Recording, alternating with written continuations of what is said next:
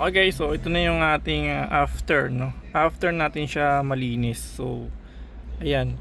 Bali ano tayo, no? Nagtanggal muna ng likabok. After nun, nag-degreaser. And then after degreaser, gumamit na tayo ng waterless engine detailer. Ito din yung ating ginamit dun sa ating Hyundai Kona, no?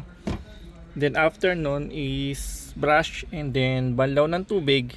After nun, inulit natin itong pag-apply and then brush and then titubig. So ayan, kahit paano, no, hindi naman 100% na talagang naging bago siya, pero at least natanggal natin yung mga alikabok dito, no, na syempre sa makina nakakadagdag din yun ng pag-init ng ating engine. So kahit paano nabawasan siya ng mga alikabok niya. At the same time, syempre naalagaan natin, mas maalagaan natin yung makina na malinis sa mga dumi or anything na magkaroon ng mancha-mancha dyan, ano, lalo sa mga langis. Okay, so far ayan, okay, satisfied naman tayo kasi tayo lang ang gumawa.